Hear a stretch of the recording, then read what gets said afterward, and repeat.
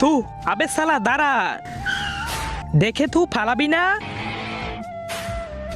ভাই আমি প্রস্রাব করে আসতেছি। নে তু দিয়ে দিলাম, এখন কি করবি বল।